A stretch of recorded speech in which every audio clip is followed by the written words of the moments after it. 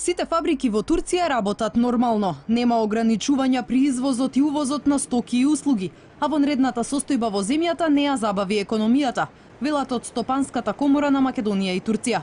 Долгогодишната успешна соработка помеѓу Турција и Македонија треба да продолжи со исто темпо, велат од комората, додавајќи дека трговскиот обем помеѓу двете земји само во првите 5 месеци од годинава пораснал за 21,5% во однос на истиот период лани.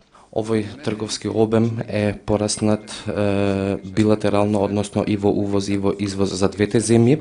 Затоа ние како Македонско-турска стопанска комора ќе се обидеме и понатаму да ги превземеме сите мерки во насока на зајакнување и изголемување на овој трговски обем. Обидот за државен удар од 15 јули најмногу го погоди туризмот, велат од комората. Сепак според нив Турција останува број 1 туристичка дестинација за македонските граѓани, особено поради ефтините пакет аранжмани кои ги нудат туристичките агенции. Безбедноста во туристичките центри е на највисоко ниво, велат надлежните. Се разбира со цел да се спречат ваквите активности, турските безбедносни органи ги превземаат сите потребни мерки. Во тој контекст јас не гледам некоја посебна опасност од нормалните околности од аспект на безбедноста на туристите во Турција. Туристичките агенции од Македонија ги реализираат сите букирани аранжмани. Оттаму велат дека мал бил бројот на патниците кои по своја волја се откажувале од патувањето во Турција.